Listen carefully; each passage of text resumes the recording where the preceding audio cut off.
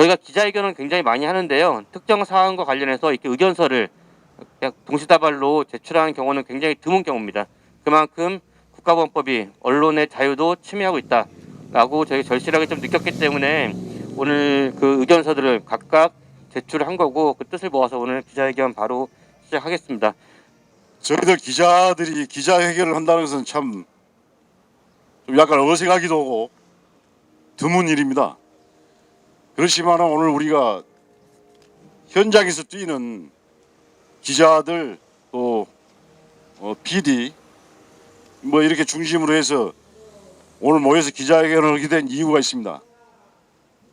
이 국가보안법이 남북관계를 저해하는 또 우리의 인권을 억압하는 그런 악법 중의 악법이다.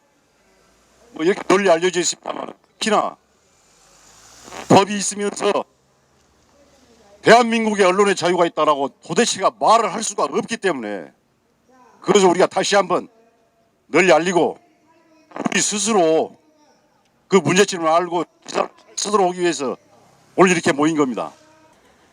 우리가 남북 간에 서로 교류화되고 협력된다면 우리가 일자리가 하나 더 생겼으면 생겼지 그것이 줄어들겠습니까?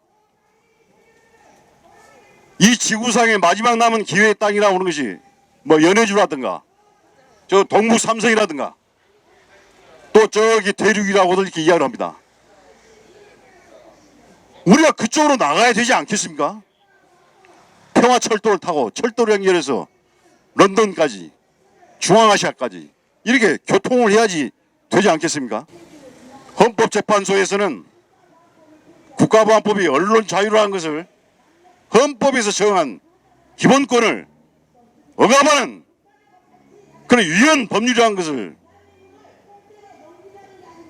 잊지 말고 현명하게 판단을 내려야 됩니다. 다음은 그 민주언론시민연합 그 고승우 고모님으로부터 말씀 듣겠습니다. 아까도 소개해드렸듯이 80년 해직 언론인 협의회 공동대표도 맡고 계십니다.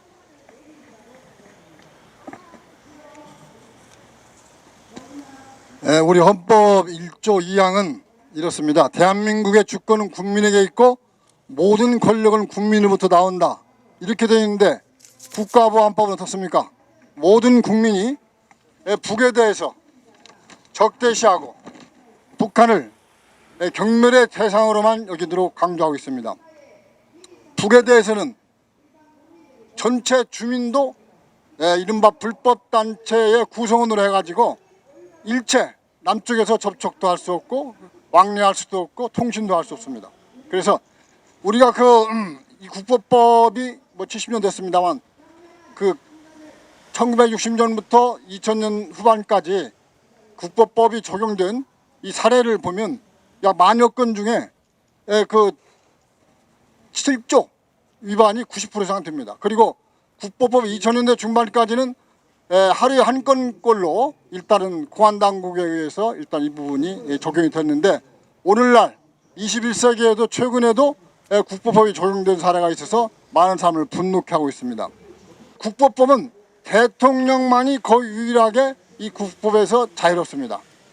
국보법은 해방 이후 최대, 최강, 최악의 보도 지침으로서 오늘날까지 존재하는데, 헌법재판소는 1991년부터 7차례나 이 국보법에 대해서 합헌 결정을 내린 바 있는데, 이번 8번째에서는 반드시 위헌 심판 결정을 내려서 우리 국민을 자유롭게 하고, 그 다음에 70년간 억제고 있는 이 족쇄로부터 해방되도록 헌재에서는 각성하기 바랍니다. 이상 말씀 마치겠습니다. 다음 순서는 전국 언론 노동자입니다. 오늘 전국 언론 노동자 창립 기념식이 있습니다. 그래서 행사들이 많이 있어서 저희 위원장님하고 또 수석 부위원장님 지역 일정이 있어서요. 오늘 김동원 정책협력실장님이 오셨습니다. 말씀 듣겠습니다. 오늘 여러 선배님들과 함께 정말 오래된 악법 중의 악법인 국가보안법의 독소 조항을 위헌 결정을 내려달라는 촉구를 하기 위해서 기자회견을 왔습니다. 글쎄요, 저희들이 이 기자회견을 하는 것은 정말로 저희뿐만 아니라 많은 분들이 오래 하셨을 거라고 생각합니다. 가장 기억에 남는 그 시인의 식구자 하나만 소개를 하면서 제 발언을 대신하려고 합니다. 4.19 혁명 이후에 한 시인이 4.19 혁명 이후에도 국가보안법이 온전한 걸 한탄하면서 그리고 그것을 언론의 자유를 지키는 법이라고 한 시인을 비판하면서 쓴 시를 하나 읽고 발언을 마치도록 하겠습니다. 김일성 만세. 김일성 만세. 한국의 언론 자유의 출발은 이것을 인정하는 데 있는데 이것만 인정하면 되는데 이것을 인정하지 않는 것이 한국 언론의 자유라고 조지훈이란 시인이 우겨대니 나는 잠이 올 수밖에. 김일성 만세. 한국의 언론 자유의 출발은 이것을 인정하는 데 있는데 이것만 인정하면 되는데 이것을 인정하면 되는데 이것을 인정하지 않는 것이 한국 정치의 자유라고 장면이라는 관리가 우겨대니 나는 잠이 깰 수밖에. 고등학교 학교 교과서에도 실려있는 김수영 시인의 김일성 만세라는 시입니다. 여전히 우리가 역사가 진보하지 않았다는 것을 국가보안법의 독소조항으로 보고 있습니다. 김수영 시인의 한탄이 김수영 시인이 잠이 오지 않는 그러한 저녁이 다시 되지 않도록 헌법재판소에 현명한 결정을 부탁드립니다. 한국기독교교회협의회 김상균 언론위원회가 열심히 활동하고 있는데 거기 김상균 위원장님 말씀 듣겠습니다. BTS 방탄소년단의 정국이 월드컵 개막식 절정에서 꿈꾸는 사람들이라는 노래를 불렀습니다. 바야흐로 이제 한국은 민족뿐만 아니라 경제적으로도 문화적으로도 선진국이 되었습니다. 이 백범 김구 선생이 그 백범일지에서 오직 한없이 갖고 싶다고 말씀하신 그 높은 문화의 일원으로 세계가 존경하는 사랑을 받는 한국이 되었는데 이 새로운 시대에 전혀 어울리지 않는 냉전 시대 유물이 있습니다. 국가보안법입니다. 그리고 진보당 제주도당 전 위원장 자택에 압수수색이 또 진행되었고요. 이 압수수색에 대해서는 제주도 제정당과 시민단체들이 한 목소리로 당국을 비판했습니다. 암말기 판정을 받고 투병 중인 환자를 대상으로 무려 19시간이 걸친 반인륜적 압수수색을 강행했다는 것입니다. 이들은 정부가 정권위기 탈출용 공안몰이 반인권적인 압수수색 폭력 만행을 즉각 중단하라고 요구했습니다. 이제 반시대적인 국가보안법은 박물관으로 보내야 할 것입니다. 그리하여 남과 북이 배제와 차별, 전쟁의 어두운 역사를 걷어내고 배려와 공감, 평화의 시대로 성큼 나아갈 수 있어야 할 것입니다. 우리 아이들이 분단 체제에 갇혀서 전쟁의 위협에 시달리는 어떤 그런 우울한 존재가 아니라 한반도의 남과 북에서 손잡고 춤추며 대륙으로 자신의 꿈을 한껏 실현할 수 있는 시대에서 살 수 있도록 그렇게 나가야 되지 않겠습니까? 헌법위약법 국가보안법 폐지하라. 폐지하라. 헌법재판소는 국가보안법위원 판결하라. 언론자유 침해하는 국가보안법 위원이다. 네, 힘찬 구 감사합니다. 다음은 한국기자협회 김동훈 회장님으로부터 말씀 듣겠습니다. 해마다 국경 없는 기자회에서 세계 각국의 언론 자유 지수를 평가합니다. 우리나라가 가장 많이 올라갔던 순위가 노무현 정부 당시 31위고요. 가장 추락했던 때가 박근혜 정부 때 70위까지 추락했습니다. 아쉽게도 우리가 20위권, 10위권으로 진입하지 못하는 가장 큰 원인이 무엇인지 아십니까? 바로 이 국가보안법이라는 악법 중의 악법이 우리의 언론 자유를 발목을 잡고 있기 때문입니다. 1964년 창립된 한국기자협회 5대 강령이 있습니다. 그 첫째가 언론 자유이고 그 네 번째가 조국의 평화 통일입니다. 국가보안법은 언론 자유와 조국의 평화 통일을 가로막는 악법입니다. 따라서 우리 한국기자협회는 사상과 양심, 표현의 자유, 그리고 국민의 기본권을 옥죄는 국가보안법에 단호히 반대합니다. 개인의 표현과 언론 출판이 국가나 정권이 인정하는 사고의 틀을 벗어나지 않도록 만들고 그 틀을 벗어난 생각, 사상, 표현은 처벌해야 한다는 의식을 주입하는 디스토피아적 사회로 접어들어서는 안 됩니다. 특히 이번에 위헌 여부를 다투고 있는 국가보안법 2조 1항, 7조 1항, 3항, 5항은 국가보안법을 반헌법, 반시대, 반민주악법이게 하는 핵심 독소조항들입니다. 특히 7조 1항은 사상과 양심, 표현의 자유를 모두 부정하는 독소조항의 결정판입니다. 대동강 맥주가 맛있다는 이 한마디로 처벌된 사례도 있을 정도입니다. 헌법재판소 재판관님들께 간절히 부탁드립니다. 냉전시대의 유물이자 자유와 평화, 민주주의의 가치를 훼손시키는 국가보안법에 대해서 부디 위헌 결정을 내려주시길 바랍니다. 감사합니다. 다음은 김철관 한국인터넷기자협회 회장님 말씀 듣겠습니다. 네, 반갑습니다.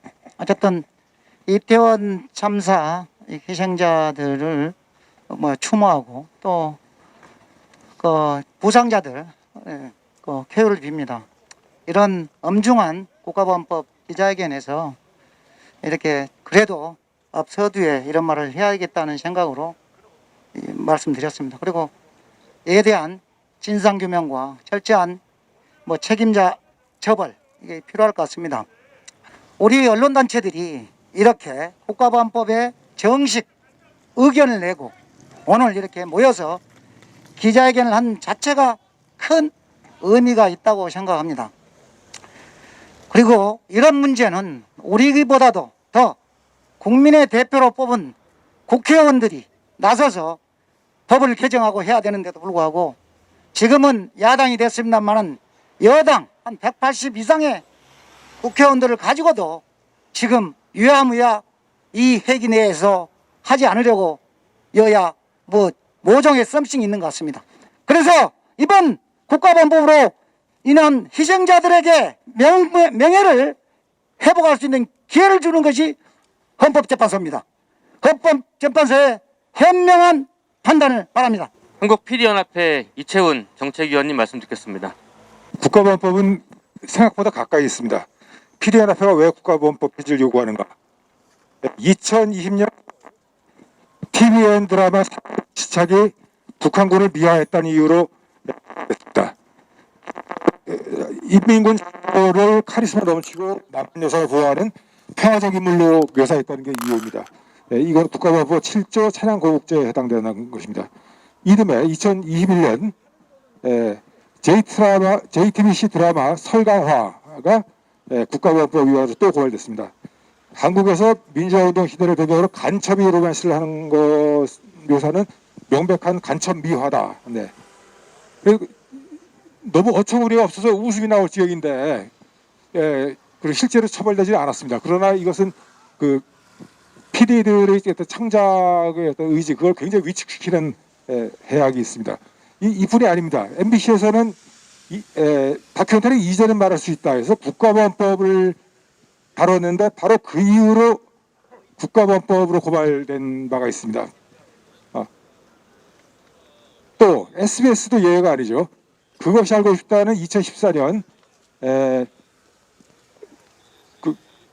국정원이 한 탈북 여성을 간첩으로 조작한 사건 그 내막을 다뤘다는 이유로 PD가 불려가서 국가보안법 혐의로 조사를 받았습니다. 이런 직접적으로 노출된 사례는 또 많이 있는데 이것보다 훨씬 더 많은 것은 PD들이 자기 검열을 하게 만든다는 거죠. 그래서 지금 창작의 자유를 위축시킨다. 실제로 이런 사례는 굉장히 많이 있습니다. 국가보안법이 존재하는 한 한국언론노조, 전국언론노조, 한국기자협회, 한국PD연합회가 주관하는 통일언론상 수상작들 중 상당수는 국가보안법으로 고발될 위험에 처하게 됩니다. 남북 화해와 평화통일에 기여한 공로로 상을 받았는데 바로 그 때문에 고무찬양죄에 걸릴 수 있다는 얘기죠. 귀에 걸면 귀걸이, 코에 걸면 코걸이. 네, 이건 누구나 고발을 하면 걸릴 수 있는 것이죠. 지금 대통령과 수구 언론 그리고 일부 김문수 같은 몇몇 사람들이 색깔론을 펴는 이런 상황에서 극우 단체들이 고발을 하면 국가보안법이 지금보다 훨씬 더 많이 맹위를 떨칠 우려가 있습니다. 그리고 한반도 평화가 지금 위협받고 있는 상황인데 전쟁 반대, 평화를 외치는 목소리도 국보법의 처벌 대상이 될 우려가 있다는 걸 우리는 깊이 우려하지 않을 수 없습니다. 그래서 한국 PD연합회는 헌법재판소에 국가보안법 폐지 의견을 제출을 했고요. 특히나 PD들의 표현의 자유를 위축시키고 자기 검열을 내면화시키는 제7조 1항 차량 거부 조항은